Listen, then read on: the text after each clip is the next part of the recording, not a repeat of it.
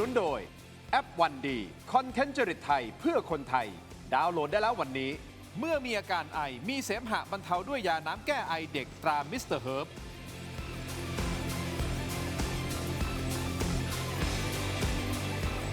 สวัสดีครับตอนรับทุกท่านเข้าสู่รายการถกไม่เถียงนะครับคุณผู้ชมประเด็นที่ผมจะถกวันนี้นะครับ11 นาฬิกาเมื่อเช้านี้นะครับคุณผู้ชมครับก็เกิดเหตุการณ์ที่ทำให้ทหารไทยนะครับก็ต้องเสียขาก็คือตั้งแต่ข้อเท้านี่นะครับคุณผู้ชมครับกับการเหยียบระเบิดนะครับคุณผู้ชมครับนี่คือขาที่ 14 แล้วตั้งแต่มีเหตุการณ์ความไม่สงบระหว่างไทยกับกัมพูชานะครับคุณผู้ชมครับสดร้อนทำให้ชายแดนไทยกัมพูชาระส่ำอีกครั้งนะครับท่ามกลางกระแสข่าวเล่าข่าวลือบอกว่าเขมรมีการขยับกำลังประชิด 4 จุดยุทธศาสตร์เตรียมเปิดศึกรอบ 3 แล้วแม้จะมีการพูดคุย MOU 43 สัญญากันนะครับว่าจะไม่ยั่วยุกันแต่การที่ทหารไทยเสียข้อเท้าอีก1 นายครั้งนี้มันจะทำให้ความสงบตรงนี้มันหยุดอยู่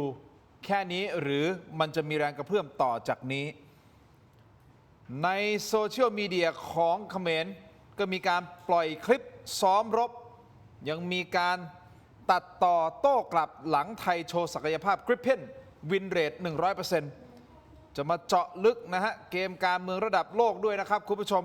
ว่าสรุปแล้วเนี่ยจีนกำลังดัดหลังตัดท่อน้ำเลี้ยงเขมรใช่หรือไม่และย้อนรอยความเจ็บปวดของไทย1 ปีผ่านไปเต็มๆที่จรวดฝั่งของกัมพูชาข้ามมาตกใส่ปั๊มน้ำมันที่เขาบอกว่าเจ้าของปั๊มเขาบอกว่ายังไม่ได้รับการเยียวยาจากภาครัฐนะฮะแต่ก็มีข้อมูลตรงนี้เดี๋ยวมาวิเคราะห์กันนะครับคุณผู้ชมแน่นอนฮะเราจะต้องรับมือกับสถานการณ์อย่างไรมาพูดคุยกับ2 ท่านนะครับท่านแรกก่อนเลยนะฮะแอดมินเพจ Thai Armed Force นะครับคุณอนันต์โยกอสกุลครับสวัสดีครับส่วนนักวิเคราะห์การเมืองอิสระนะฮะและอดีตสสนะครับคุณเทพไทยเสนพงศ์ครับสวัสดีครับยังมีประเด็นเรื่องของการเมืองต้องแตะด้วยนะฮะเพราะนายกรัฐมนตรีพูดชัดเจนบอกว่านักวิเคราะห์การเมืองตกงานอะไรทำธุรกิจเจ๊งแล้วก็ออกมาให้ข้อมูลผิดเป็นเท็จนะผมสงสัยเหลือเกินเขาหมายถึงคุณหรือเปล่าเดี๋ยวได้พูดคุยกันนะคุณเทพไทยทำไมไม่กล้าเลยไม่กล้าเลยฮะกลัวไม่กล้าพูดอะไรมากแล้วนายกพาดพิงขนาดนี้กลัวไม่ถึงผมด้วยไม่รู้ว่าใช่คุณหรือเปล่าท่านไม่ได้พูดชื่อไงก็เดี๋ยวมาชวนครึ่งเดียวนะโอเคครับแต่ผมขอไปที่ทหารไทยก่อนคุณผู้ชมครับขาที่ 14 สดร้อนครับวันนี้ฮะ 11 นาฬิกาครับกองทัพภาคที่ 1ได้รับรายงานจากกองกำลังบุรพาบอกว่าท่านจ่า10 เอกอุดมศักดิ์นึกมั่นเป็นเจ้าหน้าที่สำรวจทางเทคนิคของหน่วยปฏิบัติการทุ่นระเบิดด้านมนุษยธรรมที่1นะครับก็ในขณะที่ปฏิบัติหน้าที่ในการเก็บกู้วัตถุระเบิดในพื้นที่อันตรายบ้านหนองจานจังหวัดสระแก้วนะเกิดระเบิดขึ้นมาทำให้ท่านได้รับบาดเจ็บข้อเท้าซ้ายขาดและแขนซ้ายได้รับบาดเจ็บจากสะเก็ดระเบิดนะครับเป็นแผลชะกันเจ้าหน้าที่ก็เร่งปฐมพยาบาลและหามส่งโรงพยาบาลอย่างเร่งด่วนโดยเบื้องต้นนะครับเพจกองทัพภาคที่ 1รายงานว่าท่านอุดมศักดิ์นะฮะยังคงรู้สึกตัวและอยู่ในมือแพทย์อย่างใกล้ชิดนะครับนี่คือขาที่ 14แล้วคุณผู้ชมครับมันจะต้องอีกกี่ขานี่คุณผู้ชมบางท่านก็พิมพ์มานะแล้วตกลงจะต้องอีกกี่ขามันถึงจะสงบแล้วฮะคุณอนันต์โยไหนๆคุณก็ติดตามเรื่องของกัมพูชาอย่างใกล้ชิดแล้วไอ้ทุ่นระเบิดอันเนี้ยมีข้อมูลไหมครับว่าตกลงมันคืออยู่ในพื้นที่บ้านหนองจานแหละแต่มันเป็นระเบิดเก่าระเบิดใหม่ยังไงครับคือตอนนี้เขาเชื่อกันว่าคาดว่าน่าจะเป็นของเก่าคือของเก่าเนี่ยมันก็อาจจะเก่าได้เนี่ยสมัยแบบสงครามเขมร3 ฝ่าย 4 ฝ่ายจนแบบก่อนหน้ามีการปะทะนะฮะแต่เท่าที่เขาส่งพิกัดกันมาดูเนี่ยค่อนข้างเข้ามาในฝั่งเรานิดนึงเหมือนกันดังนั้นเนี่ยคิดว่าไม่น่าจะเป็นการวางใหม่แบบกัมพูชาแทรกซึมเข้ามาหลายร้อยเมตรแล้วมาวางก็พอเชื่อได้ว่าเป็นของเก่าเพราะว่าทุ่นระเบิดแนวชายแดนไทยกัมพูชาเนี่ยมีกันเป็นล้านลูกดังนั้นเนี่ยมันกู้กันก็ต้องกู้กันเยอะถ้าจะเป็นของเก่าผมคิดว่ามันน่าจะพอฟังได้แต่แล้วก็ตามเนี่ยถ้าจะแป๊บหนึ่งจะจบไหมอะไรเงี้ยคงยากฮะมันคงต้องกู้กันไปเป็น10 ปีกว่าจะจบกู้เป็น10 ปีเลยเหรอใช่เพราะว่าที่ผ่านมาเนี่ยตอนที่เราไม่มีความขัดแย้งกัน ตอนที่มันเบาๆคุณเนี่ยเราก็กู้กันมาเยอะแล้วแต่มันก็ยังไม่จบสักทีเพราะว่าแนวชายแดน 6-700 กิโลเนี่ยคือใช้น้ำมัน800 กิโลนะแต่ 6-700 กิโลมันคือลงทุนระเบิดทั้งนั้นสมัยที่เขมรแดงกับเขมร4ฝ่ายเขารบกันดังนั้นเนี่ยเวลากู้เนี่ยเขาก็ต้องกู้ค่อยๆกู้ไปแล้วประกอบกับพอมีปะทะเนี่ยหลายพื้นที่ก็เข้าไม่ได้หลายพื้นที่กัมพูชาก็วางเพิ่มอีกพอวางเพิ่มสักอันนึงเนี่ยกลายเป็นพื้นที่นั้นต้องมานั่งเคลียร์กันใหม่เลยจากที่เคยทำไปดังนั้นเนี่ยผมว่าถ้าจะให้ปลอดทุนระเบิดจริงๆว่ามัน10 ปีดังนั้นเนี่ยมันคงไม่สามารถจะทำให้ปลอดได้100%แต่เอาแค่ว่าพื้นที่ที่เราปฏิบัติงานพื้นที่ที่เราวางกำลังอยู่เนี่ยอันนี้เอาให้ชัวร์ก่อนซึ่งผมว่าตรงนี้แหละเขาก็พยายามทำที่เขาพยายามเข้าไปเดินดูแหละอันนี้ผมเชื่อว่าเขาก็เป็นการเคลียร์พื้นที่ที่เขาปฏิบัติงานแต่มันอาจจะพลาดอะไรจนเหยียบเข้าไปก็ถือว่าเป็นเรื่องที่น่าเสียดายเสียใจครับ แสดงว่านอกจากของเก่าที่มันมีอยู่แล้ว มันมีของใหม่เข้ามาทำให้แผนการที่มีการกู้กันก่อนหน้านี้ต้องล้มกระดาน ต้อง ให ล้ ม่ มไป เพราะเราก็ไม่รู้ว่าไอ้ ใช่ ของใหม่ที่เข้ามาใส่ คือ ในพื้นที่ที่เราเคลียร์ไปแล้ว ใช่เพราะไอ้คนวางใหม่อ่ะมันวางเป็นพันๆลูกเหมือนกัน แล้วก็เอาง่ายๆถ้าเกิดสมมติพื้นที่1 ตารางกิโลเมตรเนี่ยเราเคยเคลียร์แล้วว่าไม่มีทุ่นระเบิด แต่พอมันวางใหม่วางสักทุ่นเดียวเนี่ยมีใครกล้ารับประกันหรือเปล่าว่าไอ้ที่เหลือไม่มีเขาก็ต้องตีว่าเป็นพื้นที่เสี่ยงใหม่ แล้วก็ต้องเดินกู้กันใหม่ เพราะไอ้ปัญหาคือไอ้คนวางใหม่อ่ะมันก็ไม่เคยจดว่าวางไว้ที่ไหน แล้วถึงจดมันก็ไม่บอกเรา เพราะมันยังไม่ยอมรับเลยว่ามันวางดังนั้นเนี่ยก็คือว่ากันใหม่อ่ะผมว่าส่วนใหญ่ก็ต้องว่ากันใหม่เลยใกล้กู้กันใหม่ แต่คุณเทพไทยครับมันมีรายงานข่าวบอกว่าตอนนี้มีข่าวหรือว่าคุณเซน ครับ นะส่งกองกำลังทหารกัมพูชามีการสั่งด้วยนะฮะเคลื่อนยุทโธปกรณ์เข้าประชิดชายแดนไทย โดยเฉพาะตรงข้ามช่องเสม็ดจังหวัดสุรินทร์แล้วก็มีการเล็งนะฮะว่าจะเปิดศึกปะทะใน 4 จุดพื้นที่เสี่ยงยุทธศาสตร์ไม่ว่าจะเป็นปราสาทตาเมืองทมนะคุณผู้ชม จุดผ่านแดนโอเสม็ดนะฮะเนิน 745 และพื้นที่ซัมแต่ห้วยตามาเรีย เพื่อหวังชิงพื้นที่และปลุกกระแสรักชาติสร้างผลงานกู้คะแนนนิยม ปูทางสู่การเลือกตั้งกัมพูชา ตรงนี้แหละฮะสร้างความวิตกกังวลให้กับชาวบ้านชายแดนห่วงว่าจะมีรบรอบ 3 นั่นหมายความว่าอันเนี้ยมันจะไม่มีทางสงบนิ่งได้จนกว่าจะเลือกตั้งเสร็จใช่ไหมในมุมการเมืองมองยังไงการเมืองกัมพูชาตอนนี้ ไม่ต้องถามก่อนว่าไอ้ประเทศกัมพูชาเนี่ยมันบริหารด้วยประธานวุฒิสภาหรือบริหารด้วยนายกรัฐมนตรีกันแน่ ระบบของไอ้เขมรกัมพูชาเนี่ยมันบริหารด้วยอะไร มันต้องนายกรัฐมนตรีไม่ใช่เหรอค ก็ รับ ใช่นายกรัฐมนตรีเนี่ยในระบอบของเขมรเนี่ยนะประชาธิปไตยแบบเขมรเนี่ยนะก็มีสถาบันพระมหากษัตริย์ใช่ไหมเจ้าศรีอนุ ครับ ก็เป็นเจ้ากษัตริย์อยู่แล้วก็นายกรัฐมนตรีก็นายฮุนมาเน็ตแล้วก็ฮุนเซนเนี่ยคือประธานวุฒิสภาคือถ้าเปรียบเทียบบ้านเราก็ฮุนเซนก็เหมือนกับคุณมงคลสุรจิตติอ่ะแล้วแต่ทำไมแล้วทำไมฮุนเซนมันจะใหญ่ขนาดมันสั่งที่คุณว่าเนี่ยก็แสดงว่ามันบิดเบี้ยวแหละประชาธิปไตยในการปกครองในกัมพูชาครับ ตอนนี้ฮุนเซนก็เป็นรักษาการพระมหากษัตริย์ด้วยนะเพราะว่าเจ้าพระมหากษัตริย์ก็ไปรักษา พระวรกาย มะเร็งวรกายที่จีนไงก็นี่แสดงว่าระบบนี้ก็คืออยู่ภายใต้การบริหารของระบบฮุนเซนก็คงไม่ต้องปฏิเสธว่าเป็นอย่างนั้นเนี่ยถูกต้องไหมฮะใช่ถูกเพราะฉะนั้นฮุนเซนทำตอนนี้เนี่ยผมว่านะถ้าหากว่าแกขยับอย่างนี้และที่คุณว่าแกต้องการหาเสียงเนี่ยนะเพื่อเรียกคะแนนชาตินิยมกระแสนิยมเนี่ยเพื่อให้ระบบฮุนเซนยืนอยู่ได้เนี่ยนะแสดงว่ารอบหน้าผมว่าฮุนมาเน็ตลูกแกเนี่ยผมว่าน่าจะเปลี่ยนตัวแล้วถ้าแบบเนี้ยคือถ้าหากว่าจะให้ฮุนมาเน็ตสู้ต่อฮุนมาเน็ตต้องแสดงบทบาทบ้างในฐานะนายกรัฐมนตรีอันนี้ไม่มีเลยผมหายไปจากจอเรดาร์การเมืองนานมากหรือคุณเทพไทยคิดว่าฮุนมาเน็ตเองเขาอาจจะไม่ใช่แนวพ่อของเขาเพราะว่าจริงๆท่านก็ไปเรียนที่เวสต์พอยต์อาจจะได้รับอิทธิพลของตะวันใช่ไหมฮะตะวันตกวิธีการพอกลับมาอยู่ที่นี่ทำไมคุณพ่อให้เล่นแบบกองโจรอย่างเงี้ยก็นี่แหละมันเขาเรียกว่าฮุนมาเน็ตมันก็เลยรับไม่ได้ไงแบบเถื่อนแบบฮุนเซนรับไม่ได้ แล้วก็อาจจะไม่ได้ดั่งใจผมว่าสุดท้ายนะเพราะอำนาจมันไม่ได้อยู่ที่ฮุนมาเน็ตเนี่ยมันอยู่ที่ฮุนเซนและสุดท้ายผมว่าฮุนเซนเปลี่ยนตัวคุณก็คอยดูแล้วกันถ้าเป็นแบบนี้นะฮุนมานีฮุนมาเน็ตฮุนมานัทฮุนมานิดฮุนมานอตฮุนมาลีอะไรก็มากันเต็มแหละพวกฮุนตระกูลฮุนเนี่ยแต่ว่าฮุนมาเน็ตเนี่ยผมว่าถ้าเป็นแบบนี้เนี่ยเปลี่ยนตัวแน่จบแน่คุณอนันต์โยมองยังไงครับว่าทหารกัมพูชาคิดว่ามีการขยับกำลังจริงตามข่าวลือหรือเปล่าว่าท่านฮุนเซนสั่งออกมาหรือเป็นเพียงแค่เทคนิคสร้างสถานการณ์มีข้อมูลบ้างไหมครับอันนี้ข้อมูลผมยังไม่มีแบบชัวร์100%แต่เท่าที่ถามเพื่อนที่อยู่ในกองทัพเขายังไม่เจอการเคลื่อนกำลังที่ผิดสังเกตนะแต่ว่าคือ ปกติเนี่ยการเคลื่อนกำลังเนี่ยมันจะเป็นตัวบอกสถานการณ์เพราะว่าก่อนจะลบมันต้องเคลื่อนกำลังมาแปะก่อนแล้วก็เตรียมลบถ้าเกิดว่ายังไม่เห็นการเคลื่อนกำลังในลักษณะใหญ่ๆเนี่ยหรือเป็นการสับกำลังเนี่ยเขาก็รู้สึกว่ายังไม่ได้มีผลอะไรมากอาจจะเป็นข่าวลือหรือเปล่าซึ่งมันก็คิดได้2 ทฤษฎีนะข่าวลือเนี่ยหนึ่งก็คือเป็นข่าวลือที่ปล่อยออกมาปลุกใจเขมรกันเองว่าเฮ้ยเราสู้เรานู่นนี่หรือ2เป็นข่าวลือที่ปล่อยออกมาเพื่อหยั่งกำลังเราหรือเปล่าเพื่อหยั่งเชิงเราหรือเปล่าให้เราทำนู่นทำนี่หรือเปล่าอันนี้ก็ยังไม่รู้แต่ถ้าเกิดว่ากัมพูชาเคลื่อนกำลังจริงเนี่ยแล้วเรามีการข่าวเรามีระบบตรวจการอะไรเนี่ยแล้วมันยืนยันได้ว่ามีการเคลื่อนกำลังในลักษณะที่พร้อมจะทำสงครามจริงเนี่ยเราต้องเห็นการเคลื่อนกำลังฝั่งเราเนี่ยเข้ามารองรับแล้วเพราะว่ามันต้องบาลานซ์ให้เท่ากันซึ่งตอนนี้เท่าที่ดูก็ยังไม่ได้มีถึงขนาดนั้นผมยังคิดว่าเป็นข่าวที่ปล่อยออกมาเพื่อต้องการผลทางการเมืองที่พี่เทพไทยพูดอะต้องการผลทางการเมืองอะไรสักอย่างของเขาเพราะว่าถ้าจะบอกว่าฮุนมาเน็ตเนี่ยตอนนี้ชนะไทยหรือเปล่าผมก็ไม่มั่นคงหรือเปล่าผมก็ว่าก็ไม่แล้วได้อะไรกลับไปจากสงคราม2 รอบจากการปะทะ2 รอบเปล่าเนี่ยยิ่งไม่ใหญ่เลยได้แต่ความเจ็บปวดของเขาอ่ะใช่แล้วเขาเสียคนเป็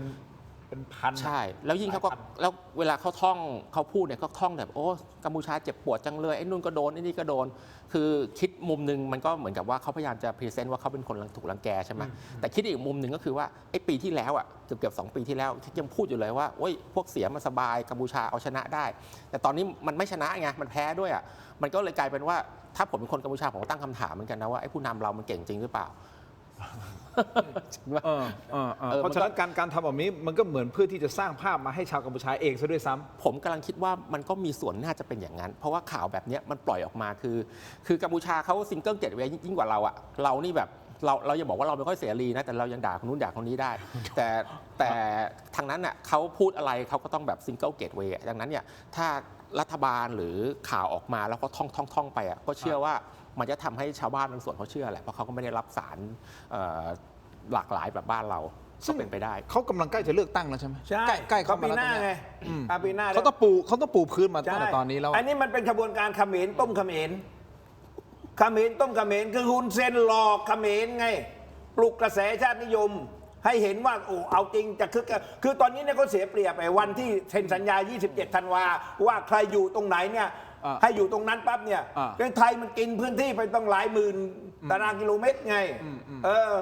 กินไปเยอะไงพอกินไปเยอะปั๊บนั่นก็เสียหน้าไงพอเสียหน้าคะแนนนิยมก็ตกไงสงครามก็แพ้ไทยไงก็คิดจะเอาคืนก็เลยมาปลุกกระแสชาตินิยมอีกอ่ะงั้นคุณเทพไทยมองว่าการเลือกตั้งครั้งหน้าที่จะเกิดขึ้นของกัมพูชาอันนี้คือสำคัญสำหรับระบอบฮุนเซนเลยใช่ไหมใช่ฮุนเซนแน่นอนฮุนเซนก็เขาต้องชนะนะเขาต้องชนะอย่างเดียวต้องชนะคราวนี้เนี่ยเบื้องหลังของการชนะเนี่ยรอบนี้เนี่ยเอาต่างมหาอำนาจเขาคิดยังไงอ่ะจีนจะเอาไงจะใช้ฮุนเซนต่อไหมเนี่ย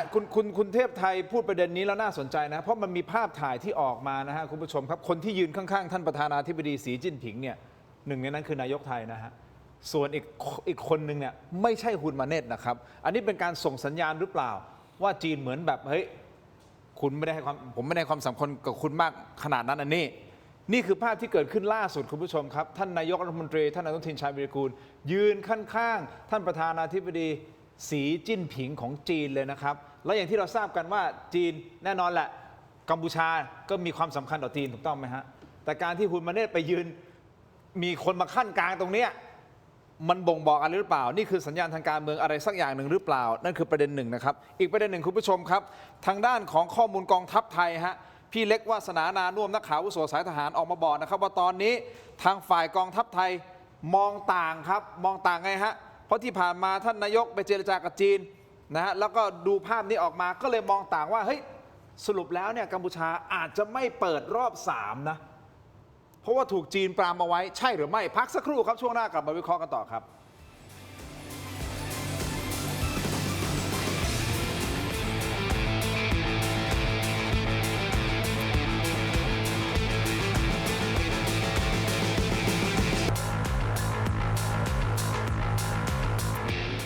สนับสนุนโดยผลิตภัณฑ์ตราทิพรสแค่มีทิพรสก็อร่อยครบรสแก้ลมวิงเวียนยาหอมเม็ดซองแดงเวชพงศ์โอสถหาซื้อได้ตามร้านขายยาทั่วไป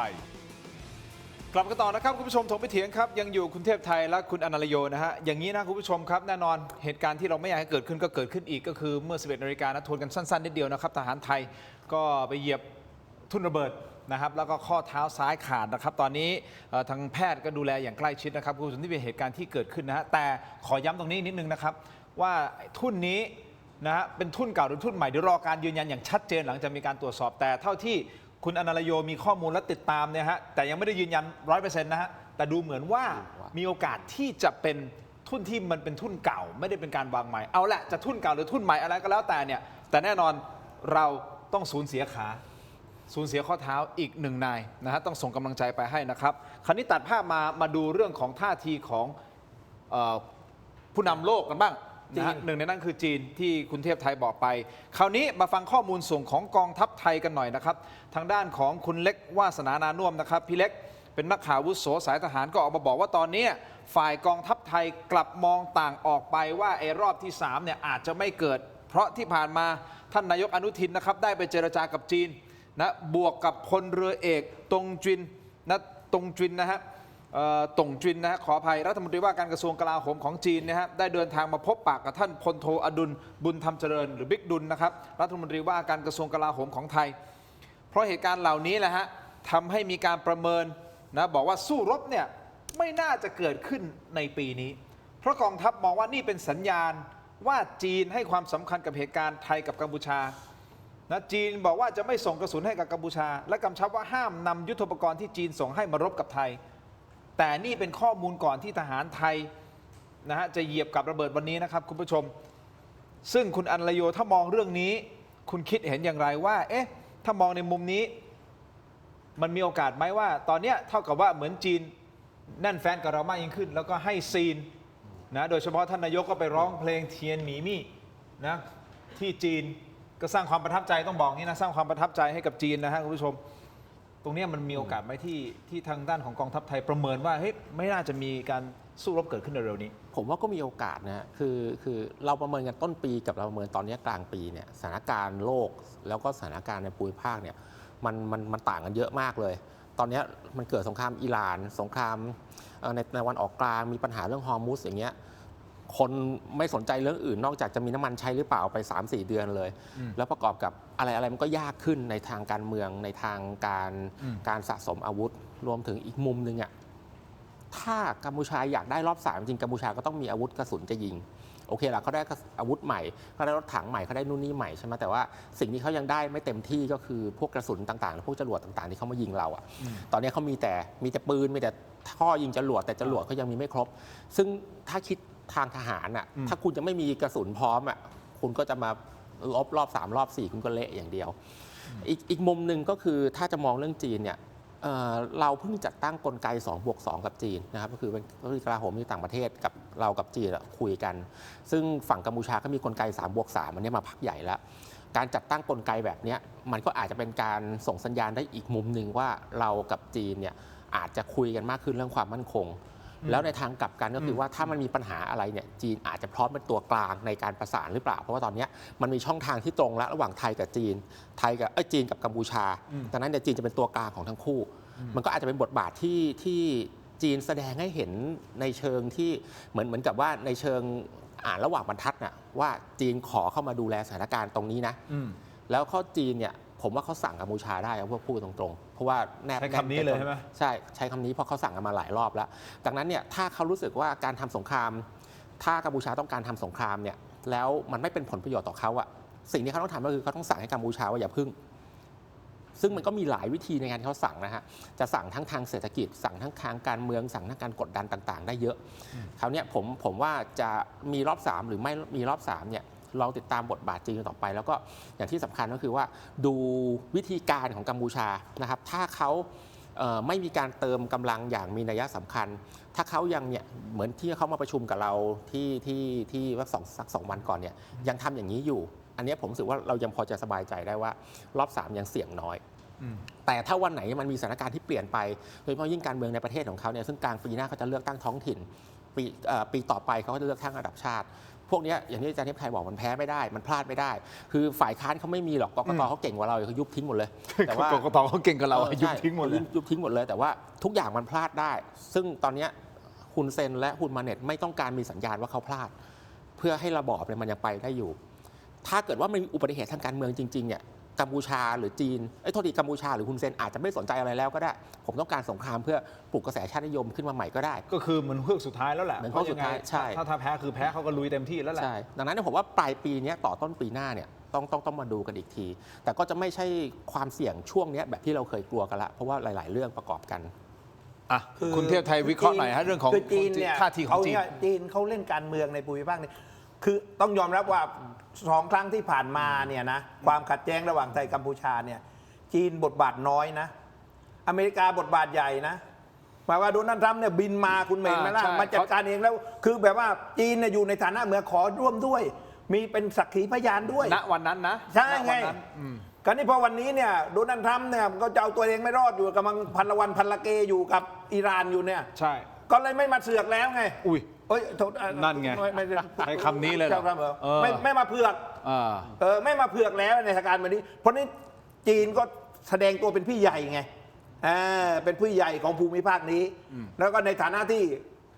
เขมรกัมพูชาเนี่ยนะเขาก็พยายามพึ่งจีนอยู่แล้วจีนก็ดีกับไทยด้วยยังไงก็ดีกับไทยมานานแล้ว ก็ทำตัวเป็นโอเคตัน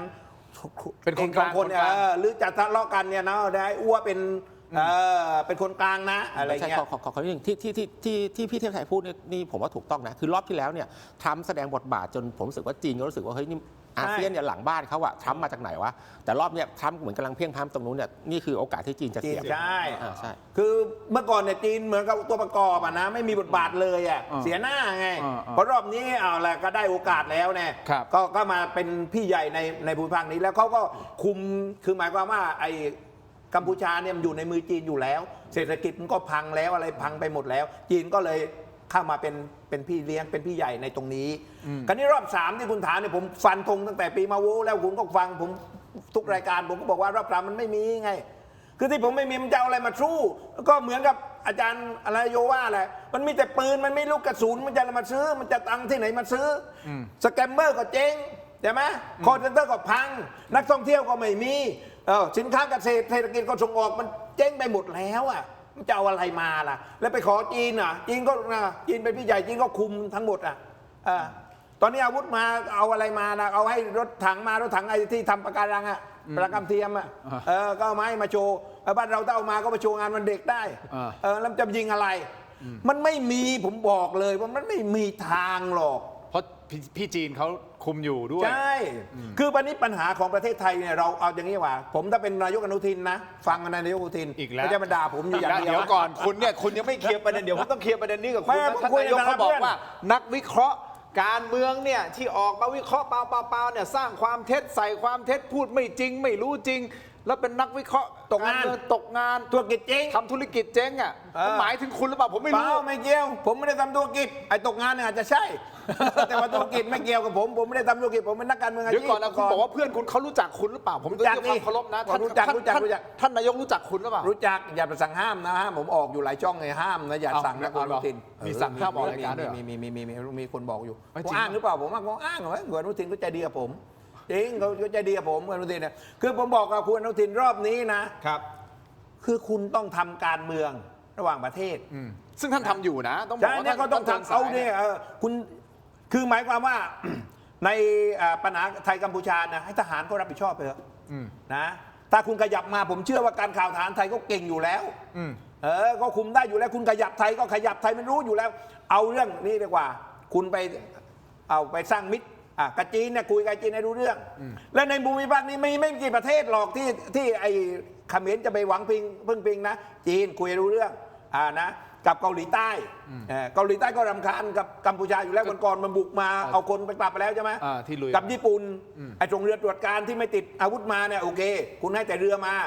ให้เรดาร์มาเพื่อจะจับปลาทำประมงได้ แต่อย่าเป็นเรือรบคือคุณเอาในเนี่ยแล้วก็ถ้าหากอย่างนั้นถ้าหากว่าคุณไปร้องเพลงไอ้ My Way กับอันวาอิบราฮิมแล้วนะก็บอกอันวาอิบราฮิมด้วย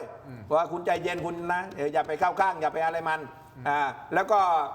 ไอ้มาโกสจูเนียในฐานะประธานอาเซียนฟิลิปปินส์เนี่ยก็คุยคือทำการเมืองทั่วภูมิภาคเนี่ยให้ได้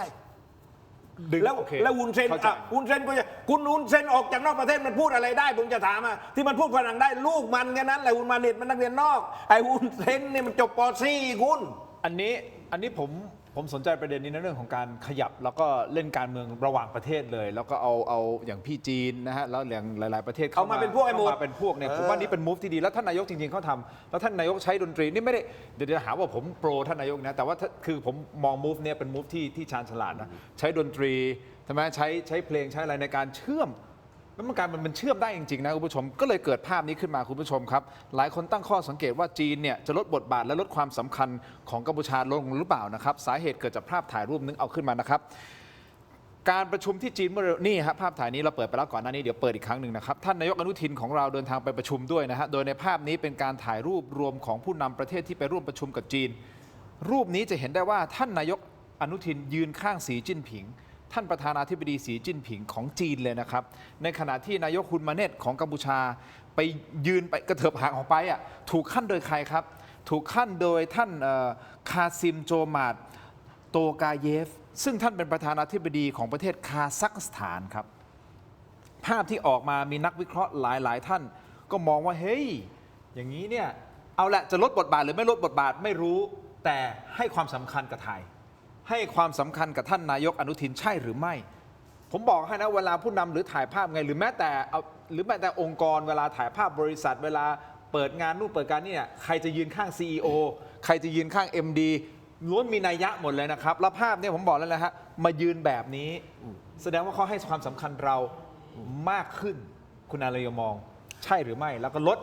จะอย่าใช้คำว่าลดเลยเพียงแต่ว่ามากกว่าที่เขาให้ความสำคัญกับคุณมาเนตหรือเปล่าใช่ก็ถ้าให้ผมคิดคล้ายๆกันนะคืออาจจะไม่ถึงขั้นลดความสำคัญของกัมพูชาแต่เขาเพิ่มความสำคัญคือผมว่าคนไทยอ่ะเรารู้สึกไงกับจีนช่วงที่ผ่านมาเนี่ย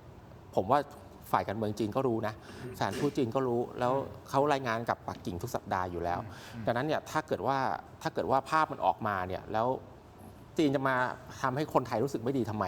นะครับถ้าเกิดว่าเป็นอย่างเงี้ยเขาอาจจะส่งสัญญาณก็ได้ว่าจีนพร้อมที่จะอยู่กับเรานะอะไรอย่างเงี้ยอย่าคิดว่าจีนเป็นศัตรูไปสนับสนุนกัมพูชาอย่างเดียวมันก็เป็นไปได้ที่กับกัมพูชาเนี่ยอาจจะรู้สึกว่าเขาถูกลดระดับความสำคัญ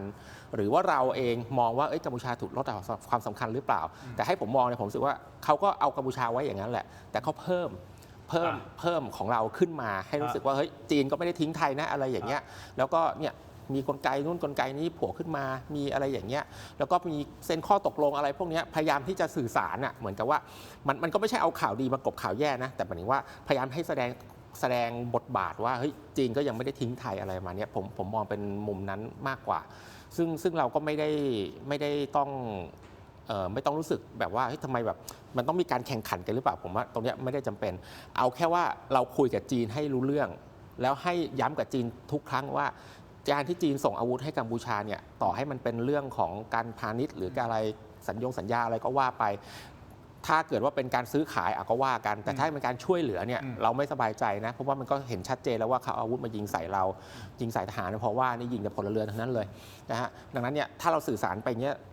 บ่อยๆจีนเขาคงรู้แหละจีนเขาการเมืองระหว่างประเทศเขาดีอยู่แล้วทำไมผมถึงมองภาพนี้ว่ามันมีพัฒนาการเรื่องของความสัมพันธ์เพราะว่าก่อนหน้านี้เราจะตั้งคำถามเสมอว่าเฮ้ยทำไมจีนเหมือนไม่ค่อยจะเหมือนไม่ค่อยอะไรกับเราสนใจเราแต่พอภาพนี้ออกมามันทำให้รู้สึกว่ามันเริ่มมีความเปลี่ยนแปลงไปและก่อนที่จะไปฟังคุณเทพไทยนิดเดียวสั้นๆผมอยากให้ทีมงานเปิดเพลย์ภาพเมื่อกี้สำคัญนะฮะตอนที่เจ้าหน้าที่เชิญท่านอนุทินมายืนประจำจุดอ่ะคือเขามาร์กจุดไว้เรียบร้อยแล้วนะตอนที่เดินออกมาตอนที่กำลังจะเดินเข้าเฟรมเนี่ยมีไหมนี่เดี๋ยวท่านผู้ชมดูนะฮะสั้นๆนิดเดียวพี่เทพไทยดูเดินมานะครับเดินมานำออกมาปุ๊บเนี่ยตามมาเห็นไหมเช็คแฮนด์กับทุกๆคนปึ้งแล้วนี่เจ้าหน้าที่เขาพามาเลยดึงมาเลยพามาอยู่ที่จุดพามาที่จุดคือมันมีการกำหนดมาหมดแล้วผมถึงบอกว่าพวกนี้มันมีนัยยะทางการเมืองทั้งนั้นคุณเทพไทยคิดเห็นอย่างไรในประเด็นนี้คุณผู้ชมครับผมขออนุญาตพักสักครู่นิดเดียวนะครับแล้วยังมีภาพทหารรบพิเศษเขมรกระโดดออกจากฮอด้วยลงมานะฮะเพราะเขาบอกเขาเตรียมพร้อมแล้วนะกระโดดลงฮอแข็งขันแล้วนะแต่โดดลงมาเสร็จปุ๊บเดินกระเพกนะฮะพักสักครู่ครับช่วงหน้ากลับติดตามครับ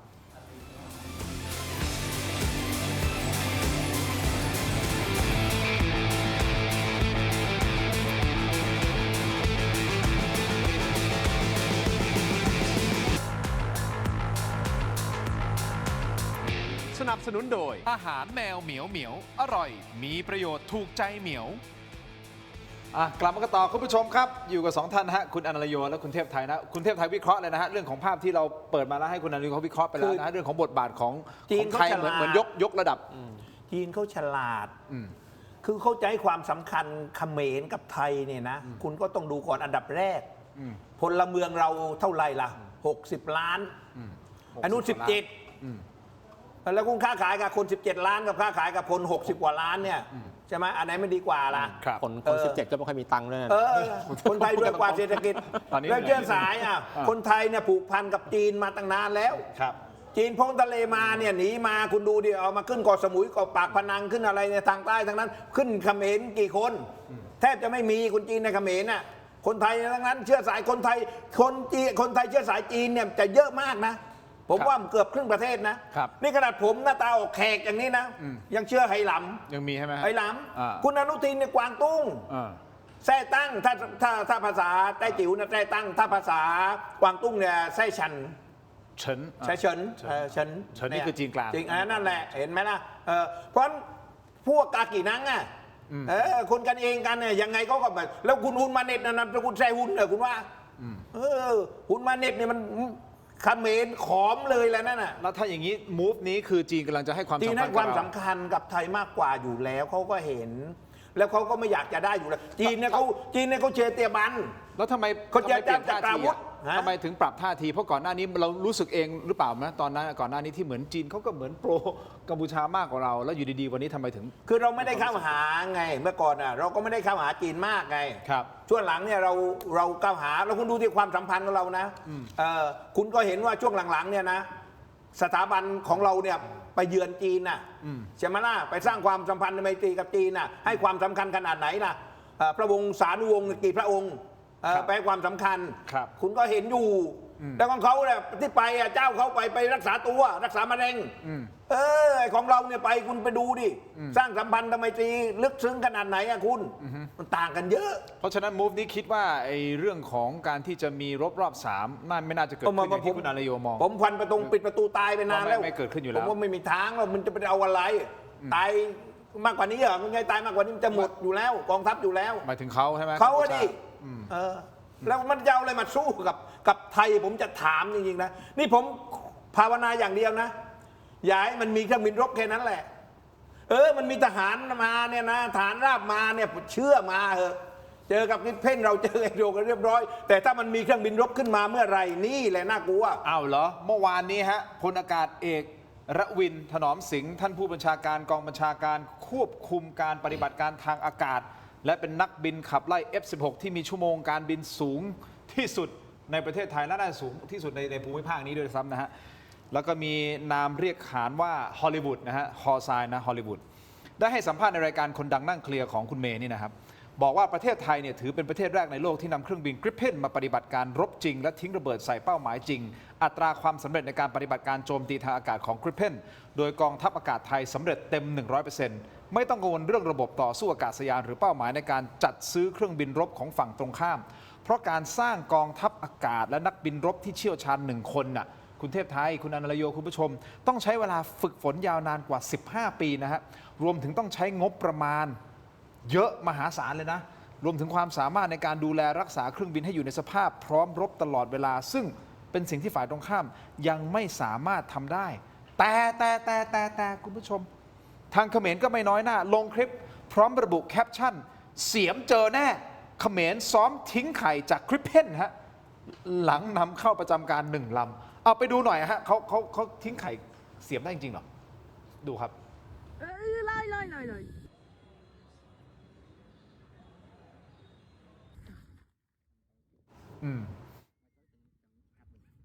จะมือนะร้อนแต่อันเจงเต้าสลีได้หอยสปงเป็นผู้มองอนาคลังบอกมันนั่งหัวอันโน่อันหนึ่งหอกจับเยือสายเอามือ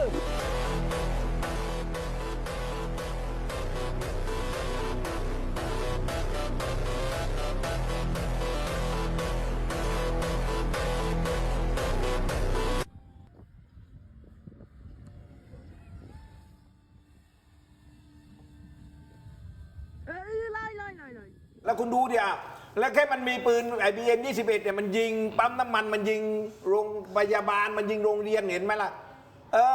มันไม่ได้คิดอะไรมากไงพวกบ้านเนี่ย คือปัญหาของเครื่องบินรบตะวันตกอ่ะคือคนจะขายอ่ะ เขาไม่ใช่ใครมีเงินซื้อมาเขาก็จะขายเขาไล่ดูหมดเลยใช่ดูว่าคุณซ่อมเป็นหรือเปล่า คุณใช้เป็นหรือเปล่าคุณคือไม่ได้ซื้อมาแล้วจอดเขาก็เสียชื่อเขาที่สำคัญคือเขาดูลึกไปถึงเนี่ยคุณเป็นประชาธิปไตยหรือเปล่า คุณเคยไปทิ้งระเบิดใส่ใครหรือเปล่าละเมิดสิทธิมนุษยชนหรือเปล่า ไม่ใช่อยู่ดีว่าคุณมีเงินจะไปซื้อเขาได้ ใช่แล้วเนี่ยแล้วเปิดมาดูเขมรยิงจรวดใส่เซเว่นเราเงี้ยใครจะขาย มา ตะวัน ซี ตก ซัวใช่ไหมเอามาจริงใช้ซีซัวเราก็ยุ่งอะดิ เออ ประเทศ ใช่ ก็จะหายอะดิ อ่า ตอนนี้สวีเดนขอบคุณไทยมากเลยนะ ว่า เรื่องเนี้ยได้เอาอาการทำลายเนี่ยการปฏิบัติการจริงเนี่ยไปโฆษณา ขายให้กับบริษัทประเทศอื่นๆไงเพราะว่าไม่เคยทดลองจริงไงมีแต่ทดลองในจอในซ้อม อันนี้ เฉยๆ อันนี้เรื่องจริงเขาเอาของจริงไปพรีเซนต์ไง แล้วทำไมเราต้องไปหย่อนระเบิดใส่ทางด้านของกัมพูชาไม่ใช่ว่าอยู่ดีๆเรากินข้าวอิ่มแล้วไม่มีอะไรทำนะฮะแต่ภาพเมื่อสักครู่นี้เป็นสิ่งที่ชัดเจนมากผ่านมาแล้ว1 ปีนะครับปั๊มน้ำมันเมื่อสักครู่นี้ ใช่ เนี่ยภาพเมื่อสักครู่นี้เลยทีมงานที่เปิดมาเนี่ยเตือนความจำกันหน่อยนะครับว่าเราโดนอย่างนี้นะฮะคุณผู้ชมนี่นะฮะคุณดูฮะร้านสะดวกซื้อเรายังไม่ลืมนะครับนี่คือจุดเริ่มต้นนะฮะ ใช่ เขาเป็นคนเริ่มก่อนนะฮะเราถึงตอบโต้นะครับเพราะฉะนั้นการที่เราใช้กริปพินไปหย่อนไข่ F16 ไปหย่อนไข่ไม่ใช่ว่าอยู่ดีๆเราทำโดยไร้เหตุผลอันเนี้ยคือเหตุผลหลักๆเลยนะครับเขาทำร้ายเราเขาฆ่าคนของเรานะฮะ ใช่อันเนี้ยผมคุยกับทหารหลายคนช่วงหลังๆอ่ะเขาก็บอกว่าจริงๆแล้วในช่วงการปะทะวันแรกไม่มีใครคิดจะใช้เครื่องบินรบอ่ะเพราะว่ามันก็ดูยิ่งใหญ่อลังการเกินไปบางทีเขาบอกว่าเดี๋ยวกลัวต่างชาติจะมองแบบว่าเอ้ยสงครามใหญ่ เกินไปใช่ไหม แต่พอข่าว BM21 ลงเซเว่นปุ๊บทุกคนเลิกคิด เพราะอันเนี้ยมันคือมันล้ำเส้นเกินไปละ อันนี้ แล้ว ชอบทำ แล้ว ชอบทำ แล้วเป้าหมายแรกผมพูดทุกครั้งอ่ะกัมพูชาก็ตลกนะเลือกเป้าหมายแรกคือการสังหารพลเรือน มันคือการให้เขาเรียกว่าไงให้เราไม่มีข้อจำกัดในการปฏิบัติงานเลย ตอนนั้นเราไม่ต้องมานั่งกลัวทั้งสิ้นเพราะเรามีความชอบธรรมจะทำแล้ว คุณผู้ชมสแกนเคอร์โค้ดหน้าจอครับ ไปที่เทโรดิจิทัลใน YouTube Facebook ถกไม่เถียงเดี๋ยวไปพูดกันต่อ หมดแล้วเหรอใน ทาง ที ที วี วีหมดลงแล้วครับ ไปต่อนะครับ แล้วยังมีทหารรบพิเศษเขมรกระโดดจากฮอด้วยนะครับ กระโดดลงมาเขาซ้อมแข็งขันมากเลยนะครับกระโดดลงมาเสร็จปุ๊บเดินกระเพกครับ เหรอขาแพลงอ่ะ ไม่ บ้าน รู้ ผมไม่ได้ขาเป็นเมีย เดี๋ยวไปดูคลิปในออนไลน์ เหรอ สำหรับตอนนี้นะครับ ขอบคุณ โอเค ท่าน โอเค ครับ สวัสดีครับสวัสดีครับ เจอกันในออนไลน์ถกไม่เถียงครับ สวัสดีครับ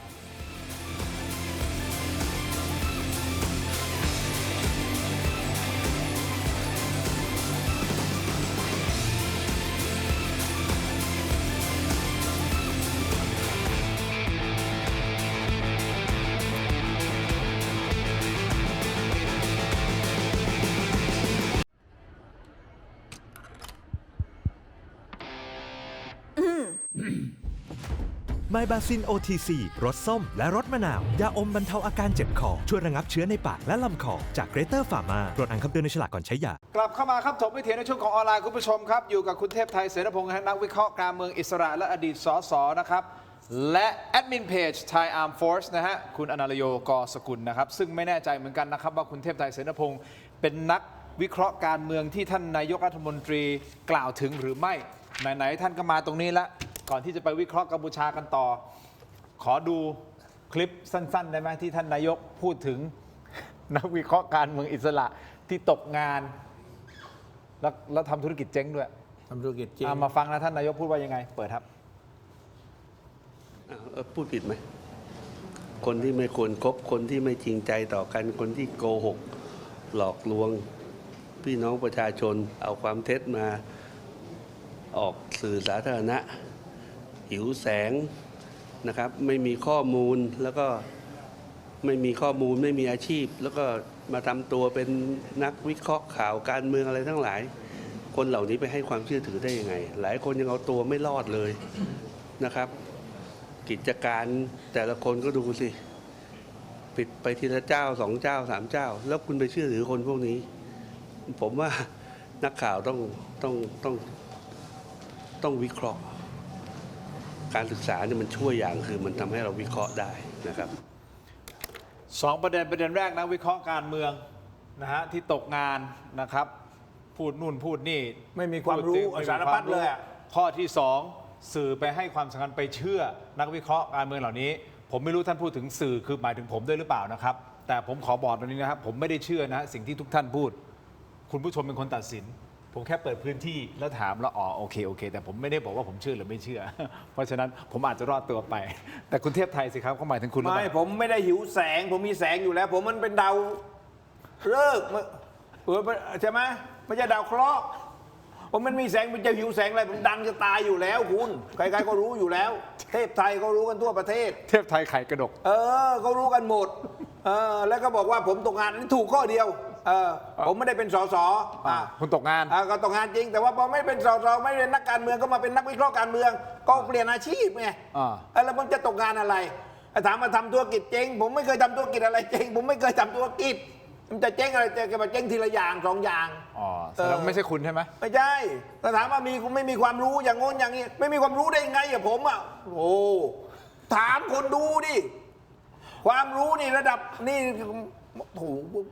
แฟนคลับเยอะขนาดไหนอะคุณดูรายการผมอยู่เนี่ยนี่ดูดิคอมเมนต์มาเลยนะคุณช่วยคอมเมนต์มาหน่อยดิเชียร์หน่อยคอมเมนต์มาหน่อยว่าจะเชื่อผมหรือจะเชื่อคุณอนุทิน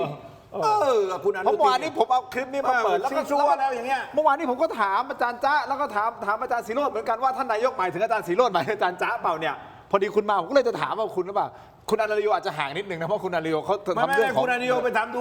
รกิจหรือเปล่าอาจจะใช่ก็ได้นั่งเงียบๆอยู่อาจจะไปเจ๊งธุรกิจมาแล้วก็ได้นะโอ้ผมเป็นลูกจ้างเขา ลูกจ้างใช่ไหม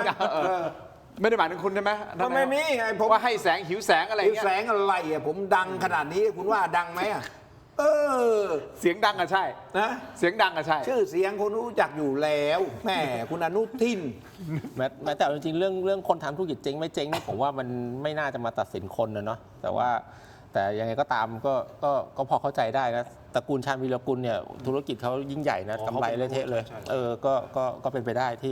ที่จะเอาเรื่องนี้มาวัดนะอาจจะเป็นเพราะท่านนายกก็โตมาในตระกูลใหญ่แล้วก็ทำธุรกิจรับเหมาก่อสร้างแบบอลังการมากคือคุณอนุทินไม่ควรมีอารมณ์คือผมดูแล้วช่วงหลังแกมีอารมณ์มากแปลกมากนะอันนี้เป็นสิ่งที่เราคุยกันเมื่อวานนี้กับคุณอาจารย์ศิโรจน์นะอาจารย์ศิโรจน์พูดแบบว่าเหมือนหลังๆท่านอนุทินจะฟัดกับสื่อเยอะนิดนึงคือเหมือนกับถ้าภาษาบ้านผมก็เรียกธาตุไฟแตกอ่ะคือแบบว่าเขาเรียกว่าหลุดบ่อยมากคือท่านเป็นนายกเนี่ยนะคือเราเห็นนายกแบบลุงตู่เนี่ยอันนี้เขาเป็นทหารนะเขามีอารมณ์อยู่บ้างแต่ว่าคุณอนุทินเนี่ยเป็นนักการเมืองมานานมากแล้วตั้งแต่ก่อนที่จะเข้าการเมืองก็ตามหลังพ่อก็มาอยู่กับน้าชาติมันก็เห็นวงการเมืองคราวนี้ก็ต้องเข้าใจอ่ะคราวนี้เวลาเราวิเคราะห์เวลาเราพูดเนี่ยเราก็พูดวิเคราะห์ตำแหน่งนายกไม่ได้ไปเจ้าคุณเชื่ออนุทินเพราะคุณมาเป็นนายกผมก็วิเคราะห์ยุคลุงตู่ผมวิจารณ์ลุงตู่จนเขาด่าผมหาว่าผมเนี่ยอยู่ฝ่ายเป็นฝ่ายค้านในรัฐบาลพอยุคคุณทักษิณระบอบทักษิณผมวิจารณ์ระบอบทักษิณพอคุณเศรษฐามาเป็นผมก็วิเคราะห์คุณเศรษฐาคุณอุ้งอิงมาเป็นก็วิเคราะห์อุ้งอิงและพอคุณอนุทินมาเป็นแล้วผมจะใช้ความเป็นเพื่อนแล้วไม่วิเคราะห์เนี่ยมันคุณเป็นเพื่อนเขาเหรอผมถามจริงๆอ่ะเพื่อนไม่เพื่อนยังไงเพื่อนเป็นแล้วมันไม่หายเป็นแล้วมันต้องเป็นกันตลอดแต่ว่าบทบาทก็ต้องแยกไม่เดี๋ยวก่อนนะคุณเทพไทยด้วยความเคารพคือเป็นเพื่อนขนาดไหนเป็นเพื่อนแบบรู้จักเคยไปกินข้าวกันอะไรคือขนาดนี้ป่ะหรือว่าไม่ใช่ผมไปสมมติเกิดมีโอกาสได้ถามท่านแล้วบอกพี่เทพไทยกับท่านเป็นเพื่อนกันหรือเปล่าถ้าท่านบอกผมไม่รู้จักเทพไทยหรือยุ่งเลยนะรู้จักกัน30 ปีแล้วอ๋อเหรอฮะรู้จักกัน30 ปีรู้ส่วนตัวดีสนิทเขาเป็นคนน่ารักพูดส่วนตัวเป็นคนน่ารักแต่วันนี้ที่ผมบอกทำไมแกเปลี่ยนไปเยอะไงหลุดไปเยอะตั้งแต่เป็นนายกผมก็เลยใจเย็นๆช่วงหลังท่านเครียดหรือเปล่าเพราะโดนทุกวันเลยช่วงนี้มีหลายประเด็นมากแล้วแต่ละประเด็นมันใหญ่ๆนั้นเลยนะก็เครียดเลยมั้ยโกงข้อสอบอะไรพวกนี้โอ้โหแต่ละเรื่องแล้วแต่เรื่องคืออาทิตย์ต่ออาทิตย์เลยอะแล้วตอนนี้ผมว่าไม่คือผมว่าเอาอย่างนี้ว่าผมว่านะข่าวลือเนี่ยนะที่จะบอกข่าวลือมักจะเป็นข่าวจริงเนี่ยนะ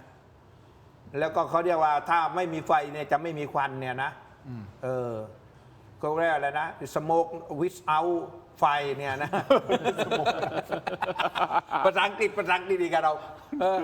ก็ตามคุณชัยชนกไงคุณชัยชนกแกจะพูดภาษาอังกฤษผมก็พูดมั่งไม่ได้ได้เพราะฉะนั้นเนี่ยเราจะเห็นจากกรณีที่เขาพูดนพไง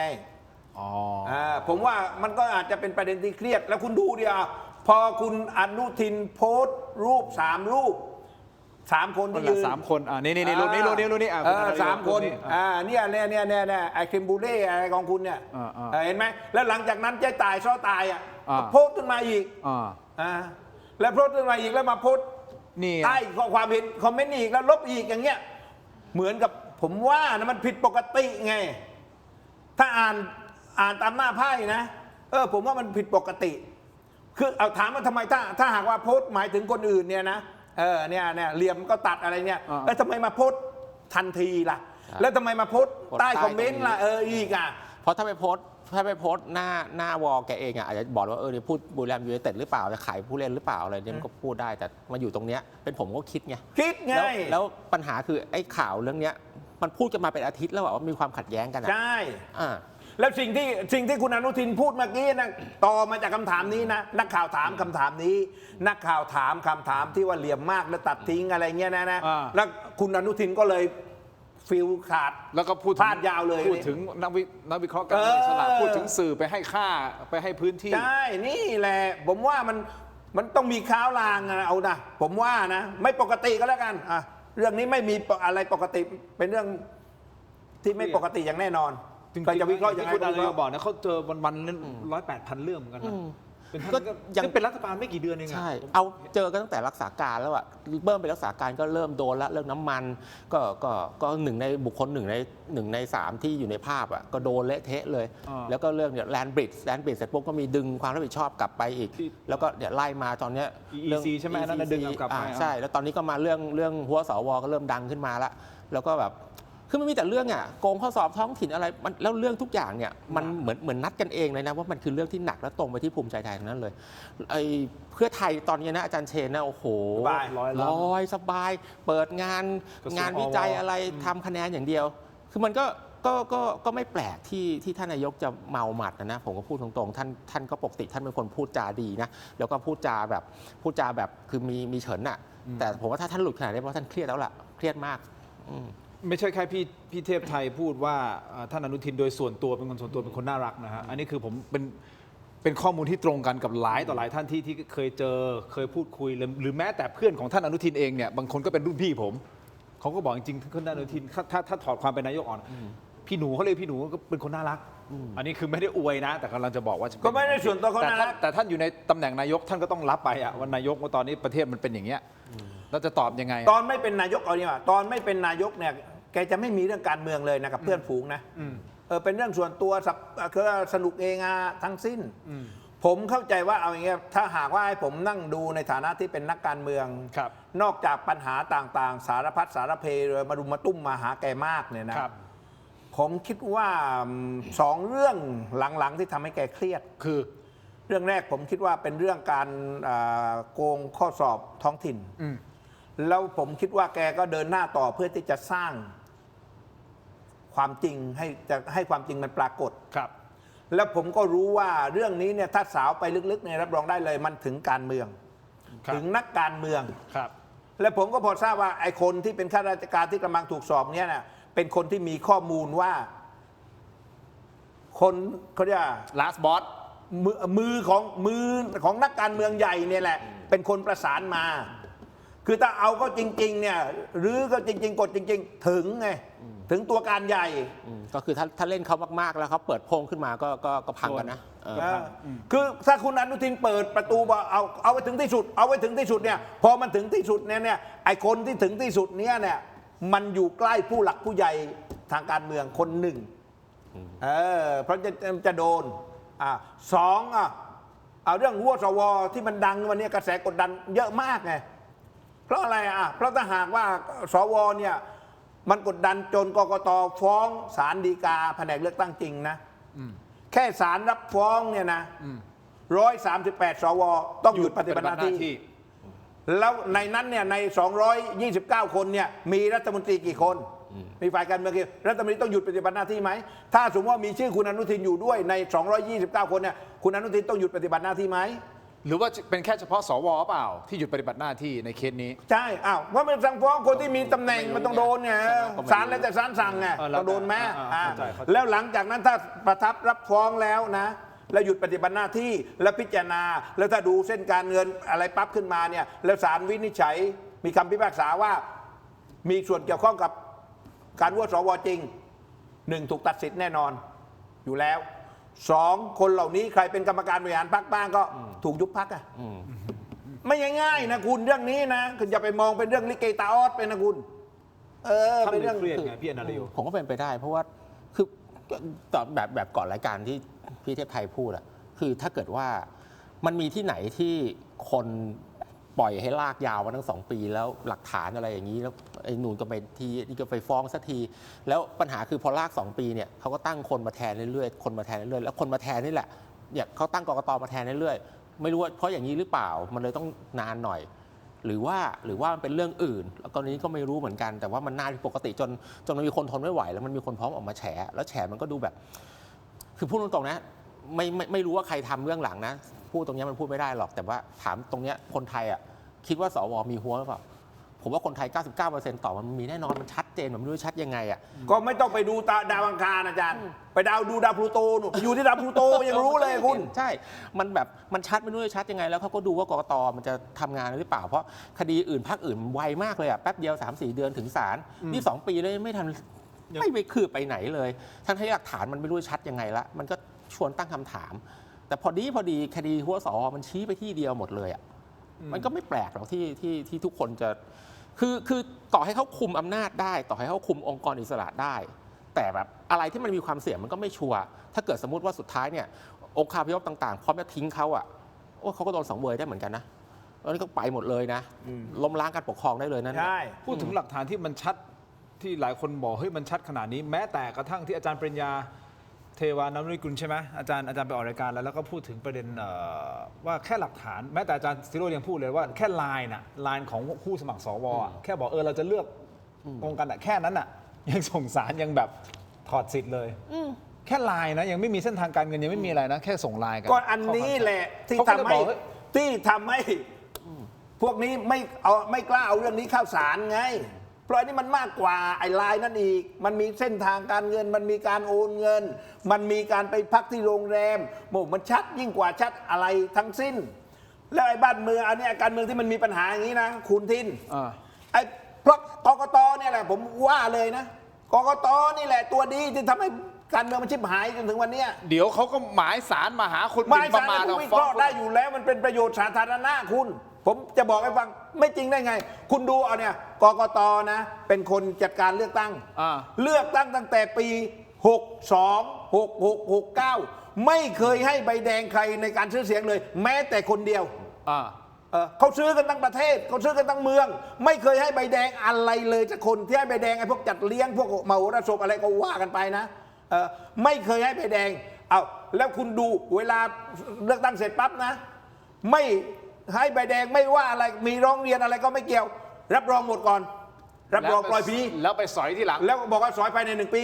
พอครบ1 ปีสอยไม่ได้สักคนหนึ่ง ปล่อยผีอีกและเป็นแบบนี้ตลอดแล้วนี่สวนะนี่2 ปีแล้วคุณแล้วทำไมคุณไม่ทำให้เสร็จตั้งแต่6 เดือนแรกผมถามเนี่ยนี่2 ปีแล้วนี่เผลอๆเลื่อนไปอีกยาวอีกจนถึงครบวาระแล้วคุณจะไปเอาอะไรกับครบวาระแล้วคุณเอกสารมันเยอะมัน 90,000 กว่าหน้าก็ใช้เวลาดู90,000 กว่าหน้าอนุกรรมการชุด26เนี่ย90,000 กว่าหน้าเนี่ยทำไมเขาวินิจฉัยได้อะก็มีอนุกรรมการไม่รู้กี่10 ชุด35 ชุดแต่นี่เขามีชุดที่36บอกว่า36 ชุดพิเศษเพื่อจะมาเป่าเขาคุณพูดมันชัดๆไปเลยเอาอย่างนี้เลยเหรอจริงมิน่าเดี๋ยวคุณอนุทินถึงบอกว่ามันมีบางคนนะนักวิเคราะห์บางคนเนี่ยเอาข้อมูลเท็จมาพูดเนี่ยมันเป็นคุณหรือเปล่าไม่ได้อนุกรรมการเนี่ยนะประจำของเขาเนี่ยเขามี35แล้วก็สุ่มเอาว่าแต่ละเรื่องไปอยู่ของใครแต่เหตุผลใดเมื่อชุดที่26ได้มีมติว่ามีมูล229 คนแล้วคุณเสือกมาตั้งชุดที่36ขึ้นมาอีกทำไมให้มันเสียเวลาแล้วคุณบอกว่าชุดที่36มีหน้าที่ก็คือกลั่นกรองมติของชุด26แล้วก็ให้มติที่36เนี่ยชี้ขาดอย่างเงี้ยอันนี้แสดงว่าคุณยืนมือชุด36หาทางลงไงเวลาคุณประชุมคุณได้อ้างได้ป่ะผมได้ทำตามมติของชุด26เพราะถ้าหากว่าคุณพิจารณาชุด26และคุณสั่งไม่ฟ้องคุณยกเนี่ยเหมือนกับประเภทหักน้ำพระด้วยเข่าไง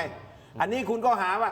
ผมตามมติเอามาดูชุด26กับ36แต่ว่าผมว่า36น่าเชื่อถือกว่าผมก็เอาตาม36เพื่อหาทางลงไง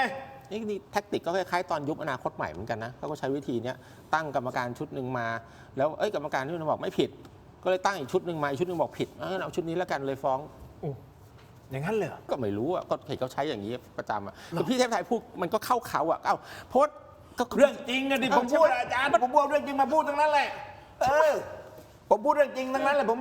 ม่มีส่วนได้เสียอะไรทั้งสิ้นนะผมบอกคุณนะผมไม่มีส่วนได้เสียอะไรแต่ว่าผมเอาความจริงมาพูดแล้วมันเป็นไปได้ยังไงเขารู้กันคุณเอาเนี่ยถามเนี่ยไอ้วัวสวเนี่ยมันจำคุณว่ามันไม่ใช่ได้ไง ผมไม่รู้ ไอ้บางคนเนี่ยขายผัดไทยอย่างเนี้ยขายผัดไทย ผมไม่รู้ ขายผัดไทยแล้วคุณจะไปโหวตได้ไง มีคนโหวตได้เป็นขายก๋วยเตี๋ยวไก่มะระอย่างเงี้ยผมไม่รู้ ขายเคียงหมูอย่างเงี้ยไม่ใช่ว่าอาชีพก็ไม่ดีนะแต่เพียงแต่ว่าเขาจะป๊อปปูล่าพอที่คนทั้งประเทศจะเลือกให้เขาเป็นสวหรือคุณ โอเค อย่างอาจารย์นันทนาเนี่ยผมก็พอฟังเข้าใจได้ อย่างหมอเปรมศักดิ์อย่างเนี้ยผมก็ฟังเข้าใจได้ว่าโอเคคุณรู้จักเขาแต่ว่าไอ้ที่ขายเคียงหมูไอ้ที่เป็นหมอนวดไอ้ที่คนขับรถนักการเมืองไอ้เจ้ามือไอโลอย่างเงี้ยใครจะไปรู้ถ้าคุณไม่จัดตั้งคุณไม่เตรียมคุณไม่วัวมันจะได้ยังไงคะแนนน่ะมันจะชนะคุณสมชายวงศ์สวัสดิ์ได้ไงอดีตนายกรัฐมนตรีอ่ะได้4 คะแนนน่ะ ท่านสมชายได้กัน4 คะแนน แล้วคุณดูดิ ท่านสมชายวงศ์สวัสดิ์นะฮะ แล้วถ้ามันไม่วัวมันจะได้เนี่ยคุณ ท่านสมชายได้4 คะแนนโอ้โห แล้วมันเลือกกันเป็นแพทเทิร์นน่ะคือแค่มีโพยแค่นี้ผมว่ามันก็ไม่ชัดไม่รู้จะชัดยังไงแล้วไอ้การทำเอาโพยมานั่งดูกันอย่างเงี้ยมันแบบคือแหมโหพูดแล้วก็กลัว แต่ว่าแบบคุณอย่าไปกลัวท่านนายกคุณแล้วก็กลัวเอาความจริงสัจจังเวอมตาวาจาความจริงเป็นสิ่งไม่ตายคนพูดจริงอาจจะตาย ความจริงเป็นสิ่งไม่ตายแต่คนพูดจริงอาจจะตายตายแล้วไม่แต่ว่ามันเป็นเรื่องจริงทั้งสิ้นที่พูดนะ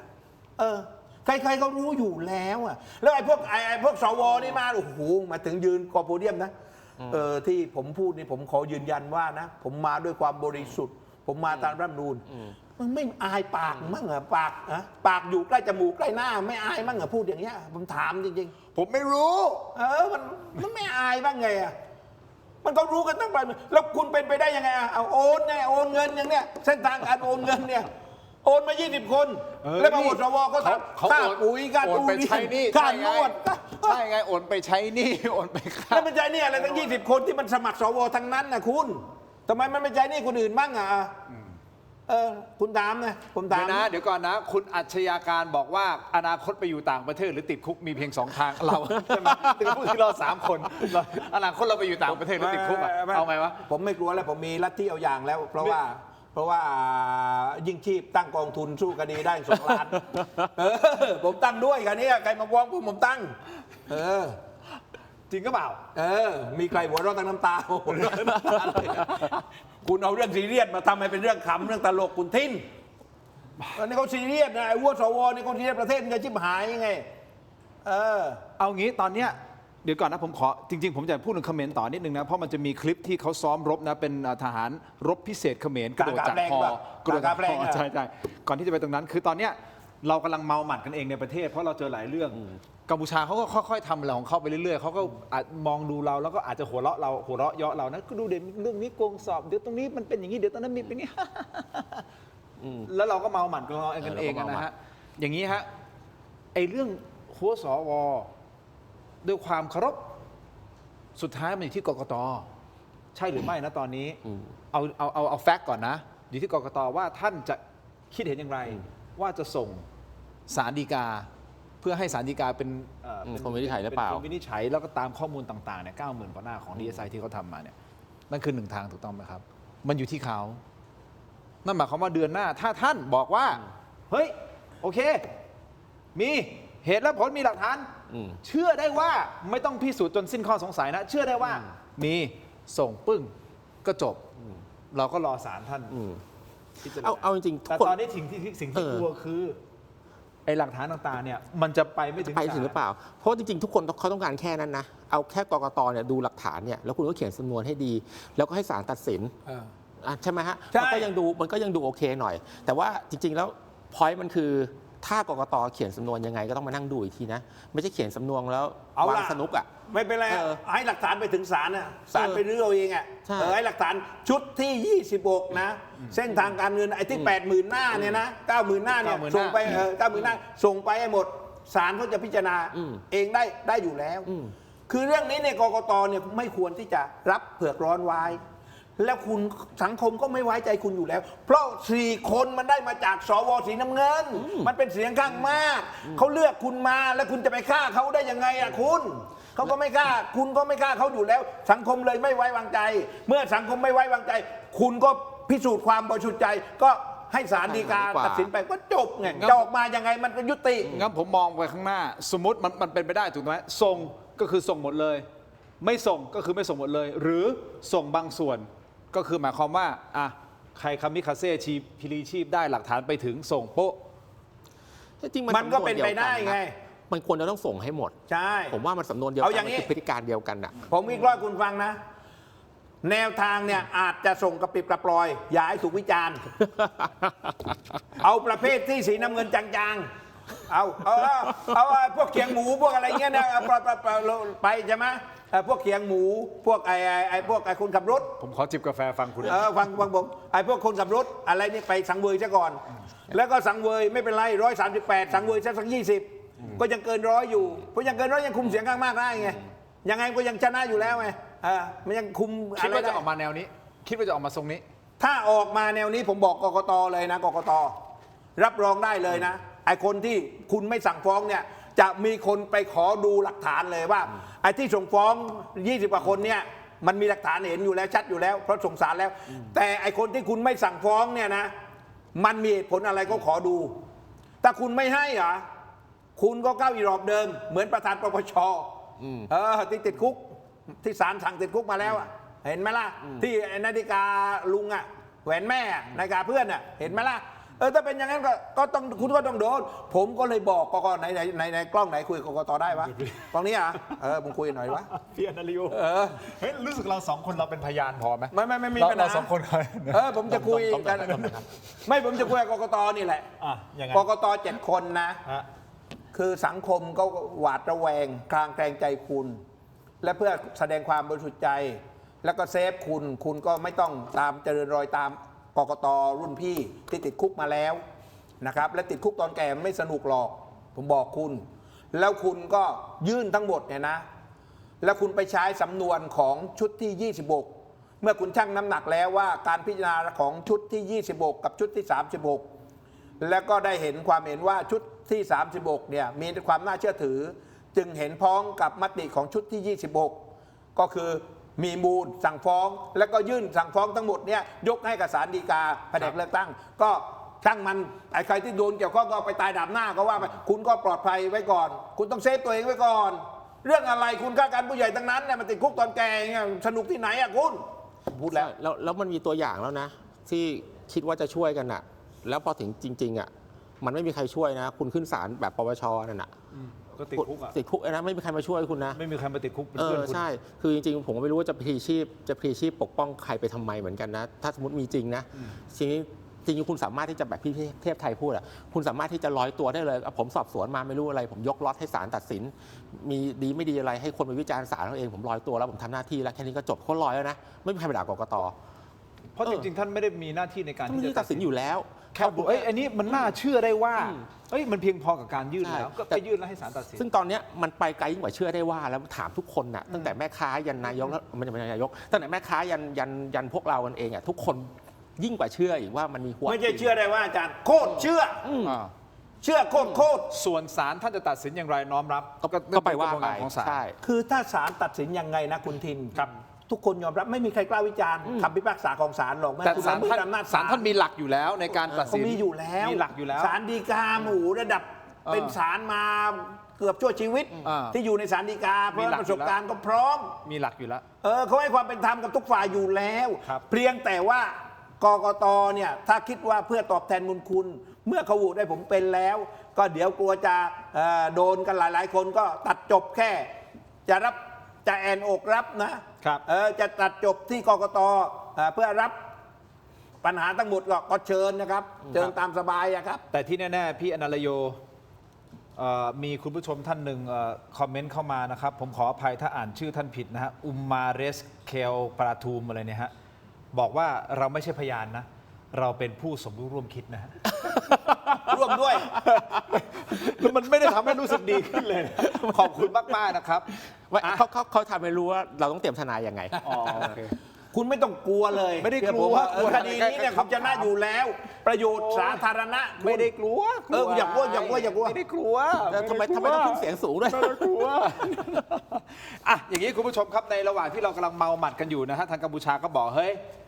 เสียหมาปัญหาการเมืองในประเทศของคุณน่ะหนักหนาสาหัสแหละพวกเราขอซ้อมแล้วกันคุณผู้ชมครับนี่ฮะเพจ Army Military Force รายงานว่าทหารรบพิเศษเขมรนะครับลงคลิปพร้อมระบุแคปชั่นบอกว่านี่คือการซ้อมจำลองบุกดินแดนเสียมอย่างเข้มข้น และจริงจังในจังหวะพระตะบองนี่ครับนี่ฮะคุณผู้ชมครับทหารวีรชนผู้กล้ากระโดดลงจากเฮลิคอปเตอร์พร้อมด้วยอาวุธปืนบุกเข้ายึดตามสถานที่ต่างๆของจังหวัดในภูมิภาคของเสียมที่อยู่ติดกับกัมพูชาทั้งหมดแต่เขาซ้อมนะเขาจำลองขึ้นมานะฮะหากสงครามครั้งที่ 3 เกิดขึ้นผู้กล้าจะไม่ลังเลครั้งนี้เราเอาจริงแม้สงคราม2 ครั้งก่อนเราจะออมมือให้พวกมันแต่ความแค้นและความศรัทธาของเหล่าบรรดาทหารกล้าประชาชนชาวเขมรยังคงเดือดดาลราวกับน้ำพุร้อนไปชมคลิปเต็มๆกันตั้งแต่ต้นครับ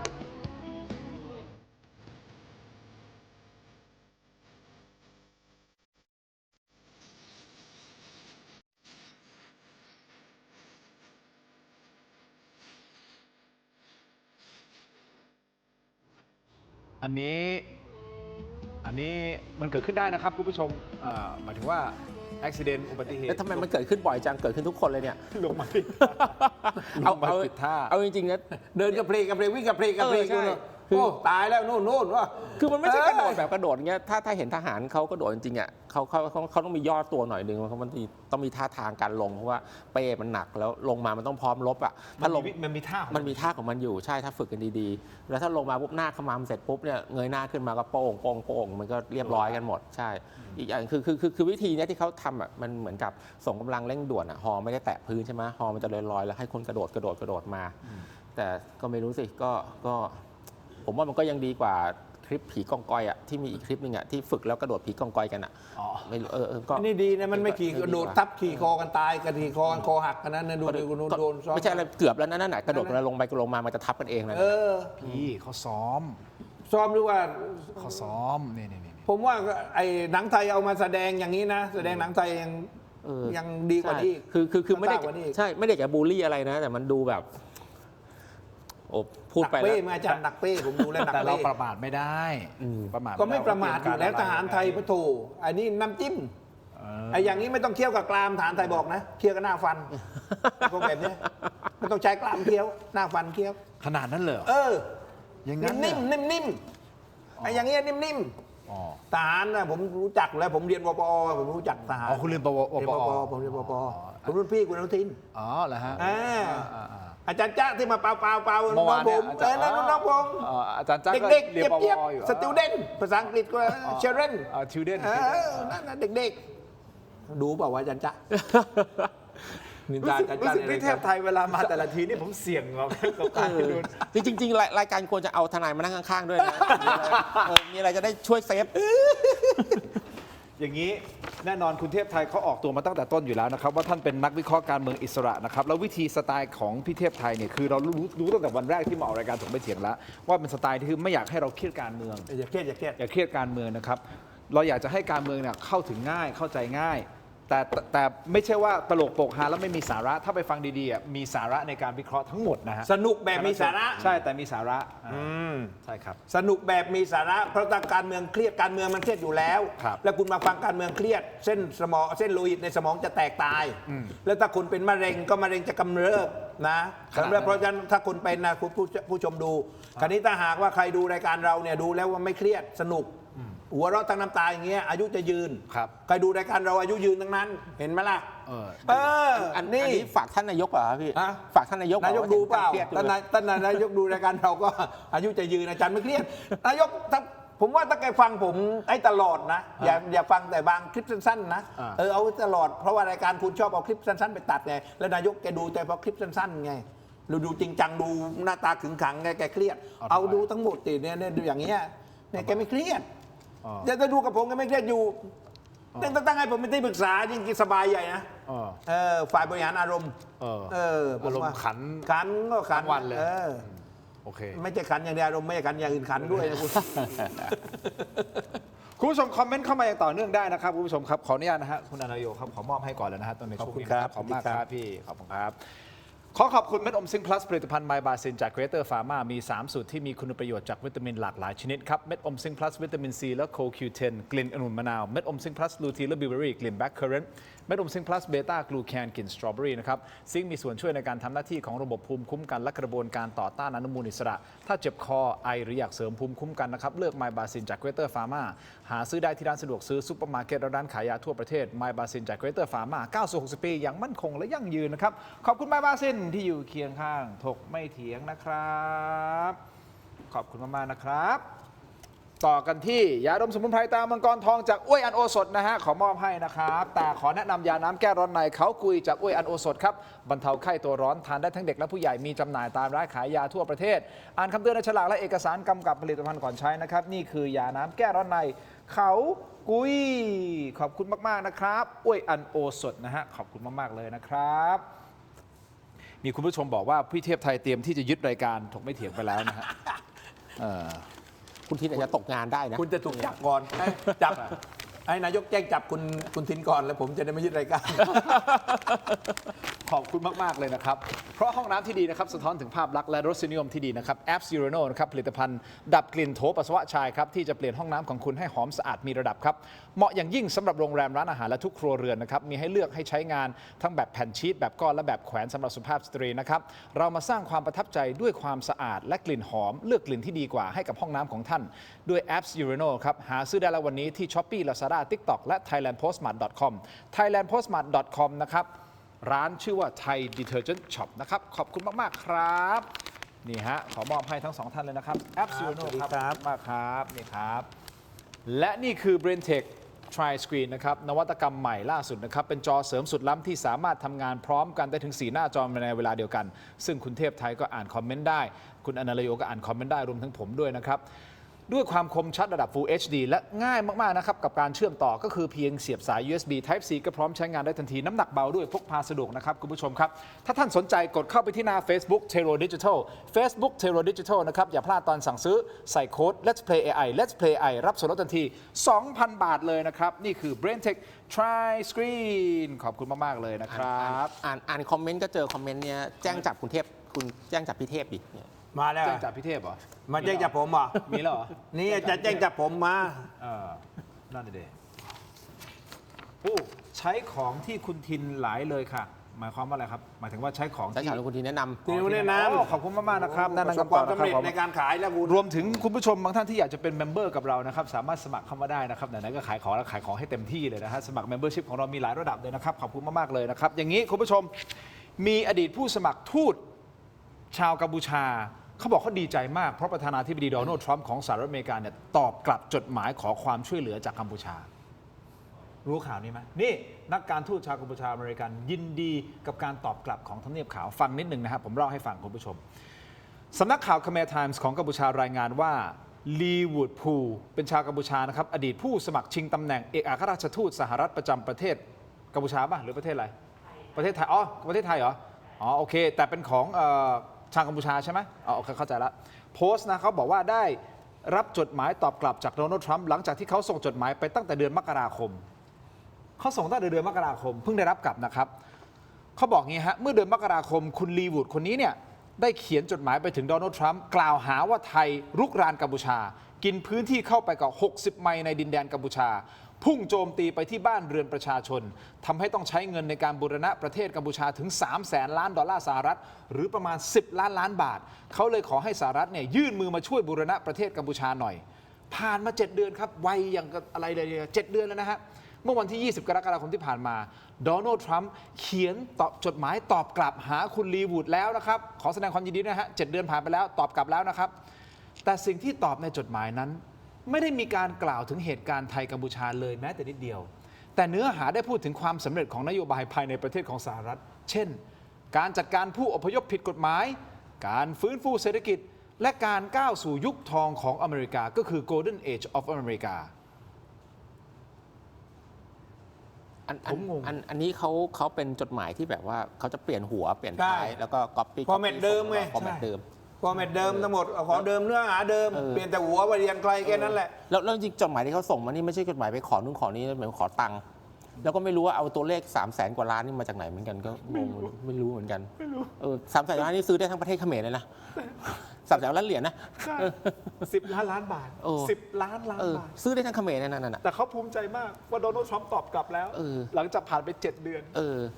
แต่ไม่ได้พูดถึงประเด็นไทยกัมพูชาเลยแม้แต่นิดเดียว ทั้งที่เขาไปขอเรื่องของเขมร อันนี้เขาต้องการแค่ลายเซ็นโดนัลด์ทรัมป์ไง เอามาโชว์ ภูมิใจกับอะไรนั้นมาโชว์เรื่องเงินไรพวกแกอ่านออกหรือเปล่าภาษาอังกฤษอะที่ว่าโดนัลด์ทรัมป์ตอบมาเขมรคนเนี้ย ไม่รู้ แล้วมาอวดอะ แต่โดนัลด์ทรัมป์ก็ไม่ได้ถึงขั้นปัดกัมพูชานะเพราะโดนัลด์ทรัมป์ก็ให้อะไรกัมพูชาเหมือนกันก็คือให้ภาษีขึ้นโดนไป 10% ก็แต่คุณลีวูดบอกว่าอันนี้เป็นนิมิตหมายที่ดีนะครับ อย่างน้อยผู้นำสหรัฐเขาก็รับฟังและได้เห็นปัญหาของกัมพูชา ไม่ได้อ่านแน่จดหมายว่างั้นอะผมว่าอันนี้ไม่รู้ว่าโดนัลด์ทรัมป์ตอบเองหรือว่าแกเซ็นตั้งไว้แล้วก็ให้ลูกน้องแกมาใส่มาก๊อปปี้มาปริ้นออกมา แล้ว เป็นไปได้ยุค แล้วเนี่ยกัมพูชาเป็นอะไรนักหนาเนี่ยไปไหนก็ขอตังค์เขาไปทั่วเลย แปลกเหมือนกันนะ ขอทานไงขออะไรอะ ก็รู้อยู่แล้วนี่กัมพูชาส่วนใหญ่ขอทานน่ะมาประเทศไทยเราก็เห็นอยู่นี่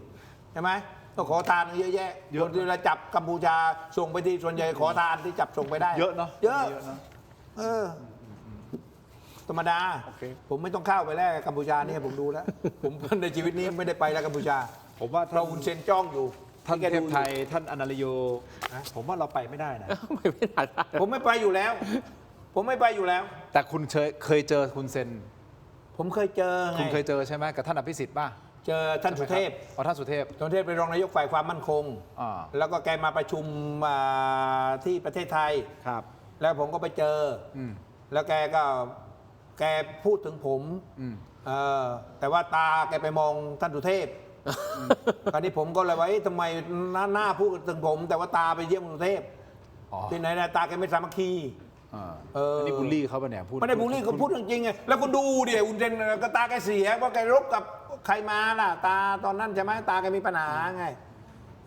อันนี้ถ้าอยู่บ้านเรานะโบกรถเมล์แท็กซี่จอดอ่ะ คุณผู้ชมครับ แต่ทั้งหมดที่เราพูดคุยกันอยู่เนี่ยนะฮะโอเคเราพูดในหลากหลายอารมณ์หลากหลายมิตินะครับแต่ต้องไม่ลืมนะฮะว่า1 ปีที่แล้วสิ่งที่มันเกิดขึ้นกับประเทศไทยมันคืออะไรทำไมเราถึงมาจุดนี้ได้ ก็คือกัมพูชาที่เขารุกรานเราฆ่าพลเมืองของเราเหตุการณ์ที่ปั๊มน้ำมันเราไม่มีวันลืมนะฮะแล้วก็อีกหลายเหตุการณ์เนี่ยฮะคุณผู้ชม1 ปีแล้วนะฮะนี่คือจุดเริ่มต้นแล้วมันไม่ใช่จริงๆมันไม่ใช่มีแค่นี้มันมีมาตลอดที่เขารุกรานเรานะฮะละเมิดเราแล้วก็ตีหน้าเศร้ากับสังคมโลกแล้วไปฟ้องสังคมโลกว่าเรารังแกเขาแต่ในความเป็นจริงคือเขาแหละไม่หยุดและ เขาหาเรื่องเรา หวังว่ามันจะไม่มีรอบที่ 3 เกิดขึ้นหวังว่าจะไม่รุนแรงมากไปกว่านนี้ก็ต้องให้กำลังใจหน่วยงานที่เกี่ยวข้องทั้งหมดนะครับพี่ๆน้องๆทหารให้กำลังใจของครอบครัวผู้สูญเสียนี่คือภาพครอบครัวผู้สูญเสียนะครับและผมเข้าใจว่าอย่างปั๊มน้ำมันเองก็ดีเนี่ยเจ้าของปั๊มเขาบอกว่ายังไม่เคยได้รับเงินเยียวยาจากภาครัฐแม้แต่บาทเดียวต้องควักเงินเก็บค่าเทอมลูกมาจ่ายดอกเบี้ยและแบกรับภาระส่วนต่างค่ารื้อถอนซ่อมสร้างเองมาประมาณ10 ล้านนะครับขณะที่ท่านบอกว่าฝั่งรัฐบาลโดยโฆษกสำนักนายกรัฐมนตรีชี้แจงว่าไม่เข้าเกณฑ์เยียวยาเพราะมองว่าได้รับการช่วยเหลือจากบริษัทประกันและเอกชนแล้วแต่ความจริงการเยียวยาในรูปแบบสินค้าไม่ใช่เงินสดมันเป็นอย่างนั้นนะที่เขาบอกนะเจ้าของร้านส่วนประกันจ่ายเพียง1 ล้านเพราะเป็นกรณีภัยสงครามและปั๊มต้นสังกัดนะช่วยโครงสร้างหลังคาบางส่วนเนี่ยครับนี่คือข้อเท็จจริงที่มันเกิดขึ้นที่เจ้าของปั๊มออกมาบอกจริงๆเขาไม่จำเป็นเลยเนาะที่ต้องมาอยู่ในเหตุการณ์แบบนี้นะพี่อนาลโยถูกปะ ใช่ เขาไม่จำเป็นเลย เขาไม่ได้เกี่ยวข้องอะไรคือเอาว่าพลเรือนทั้งหลายจริงๆไม่เกี่ยวข้องกับเหตุการณ์พวกนี้อยู่แล้ว แต่ปัญหาคือที่ผมก็ยังถามตัวเองทุกวันนี้ทำไมเป้าหมายแรกที่กัมพูชาเลือกจะยิงต้องเป็นเป้าหมายพลเรือนแล้วคือไม่ใช่แค่ปั๊มน้ำมันนะจริงๆยิงเยอะแล้วลงพลเรือนนั้นเลยจะบอกว่าไม่แม่นไม่อะไรนะผมก็ตั้งคำถามเหมือนกันว่าจริงๆแล้วมันจะไม่แม่นเหรอเพราะว่าที่เราเห็นคลิปลงที่เซเว่น1 ลูกแต่จริงๆมันตกข้างๆเคียงอีก2-3 ลูกนะซึ่งเป็นพฤติกรรมการตั้งใจยิงของกัมพูชานั้นเนี่ยมันก็คิดได้ในหลายมุมแต่เป้าหมายแรกๆของกัมพูชาในชั่วโมงแรก โรงพยาบาลมั่งชุมชนมั่งปั๊มน้ำมันมั่งทั้งนั้นเลย อันนี้ผมก็ไม่เข้าใจเหมือนกันว่าเขาสอนกันมายังไงว่าทำไมต้องเปิดสงครามด้วยการสังหารพลเรือนก่อนขี้ขลาด มันอาจจะ ไม่ได้ซ้อมไงเพราะว่าไม่มีลูกปืนซ้อมมันมีลูกปืนจริงอันนี้พอไม่ซ้อมมายิงก็ยิงมั่วคุณจะไม่ยิงตรงพิกัดได้ขนาดโดดเครื่องบินขาอย่างแพลงเลยเดินกระเพลกเลยแค่กระโดดลงจากเนี่ยขากระเพลกแล้วยิงมันจะตรงเป้าได้ไงครับมั่วเนี่ยจริงๆมันมีทฤษฎีหนึ่งนะที่พวกผมนั่งคิดอยู่ว่ากัมพูชาอาจจะต้องการที่ว่าแบบว่าโจมตีพลเรือนแล้วพลเรือนแบบตายหรือเสียชีวิตเนี่ยแล้วตอนนั้นเนี่ยการเมืองเรามีปัญหาเขาจะต้องการให้แบบคนไทยโกรธรัฐบาลแล้วไปแบบว่าบอกให้รัฐบาลยอมแพ้หรือเปล่าซึ่งมันเป็นตรรกะแบบประหลาดๆของกัมพูชาที่เขาชอบเป็นอย่างเงี้ยแต่ผมว่าเขาไม่รู้จักเราดีพอเราโดนอย่างนี้ปุ๊บทุกคนลืมไปหมดละความขัดแย้งอะไรเราปกป้องอธิปไตยของเราเต็มที่เป็นหนึ่งอันเดียวกันนะครับก็ส่งกำลังใจไปให้อย่างต่อเนื่องคุณผู้ชมครับแล้วก็แน่นอนพี่ๆน้องๆทหารที่อยู่ชายแดนเนี่ยเขาเหนื่อยมากเนาะเขาเหนื่อยมากในพี่เทพไทยนี่ต้องบอกเลยก็ส่งกำลังใจไปให้แล้วก็ดูแลเขาดีๆหน่วยงานที่เกี่ยวข้องกับผมก็ใครดูแลก็ดูแลให้ดีที่สุดนะครับคุณผู้ชมแล้วก็เราจะจบท้ายไปด้วยภาพนี้นะครับเป็นภาพการฝึกทหารของกัมพูชาเพราะเราต้องไม่ประมาทในการที่จะปกป้องอธิปไตยของเราเขาฝึกขนาดนี้เราก็ต้องฝึกให้เหนือกว่าเขาแล้วขอบคุณพี่เทพไทยพี่อนาลโยนะครับขอบคุณมากนะครับสวัสดีครับเราไปดูภาพหน่อยไหมไปดูภาพมาเขาฝึกนะขอบคุณผู้ชมที่ติดตามทั้งหมดนี้คือถกไม่เถียงนะครับลาไปก่อนนะครับดูภาพฝึกของกัมพูชาครับขอบคุณครับสวัสดีครับ